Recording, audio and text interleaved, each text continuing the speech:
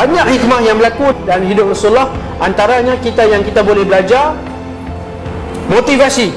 Bila kita penat, ayah-ayah sekalian, ibu-ibu sekalian, bila kita penat jalani hari-hari dalam hidup kita, kita kena berehat. Nak bagi kita ni tenang, nak seronokkan diri kita ni. Sebab kita manusia biasa. Allah Subhanahu Wa Taala rehatkan Nabi, gembirakan Nabi. Jadi kita kena buat. Jadi antara lagi hikmah yang kita boleh ambil dalam peristiwa Isra' dan Mi'raj ini adalah Allah tak pernah jemu dengan doa daripada hambanya, doa yang sama. Allah tak pernah jemu. Betul tak? Nabi SAW minta kepada Allah Jalla wa'ala supaya kurangkan bilangan waktu berulang kali. Itu menandakan Allah tak pernah jemu dengan doa kita. Hari-hari kita minta, ya Allah, berilah aku berjaya dunia dan akhirat. Ya Allah, berilah aku berjaya dunia dan akhirat.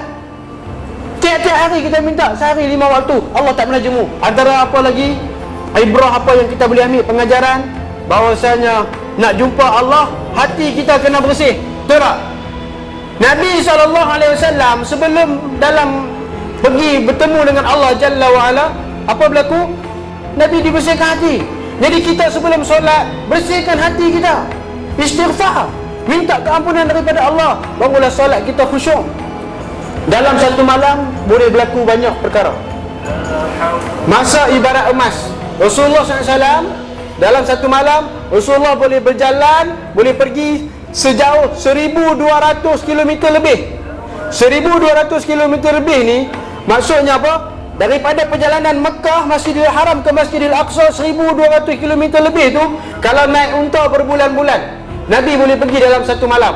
Maksudnya kita semua ni dibekalkan sehari 24 jam. Ada di kalangan kita, dalam masa 24 jam dia boleh buat 10 benda. Betul tak?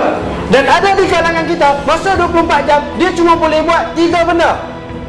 Scroll Facebook, main game, kemudian tengok TV. 3 benda je.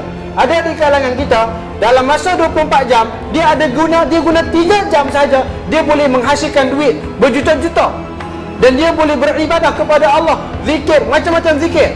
Sebab apa? Kebaikan itu tidak pernah terhenti.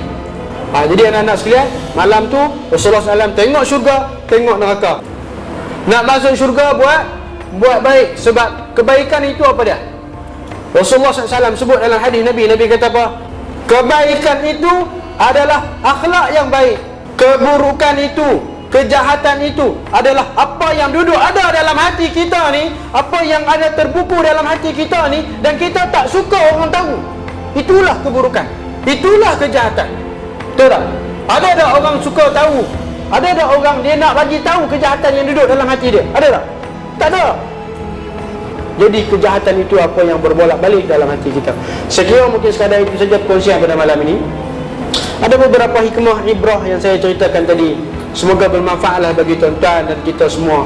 Jadikan pedoman dalam hidup kita. Isra' Mi'raj mengajarkan kepada kita tentang pengorbanan Rasulullah, pengorbanan Sayyidatina Khadijah, pengorbanan Abu Talib, pengorbanan Rasulullah SAW, darah Rasulullah untuk bawa Islam. Kita ni celek-celek anak Islam, mak ayah kita Islam, isteri kita Islam, senangnya kita dapat Islam. Itu pun susah nak bangkit sembahyang subuh.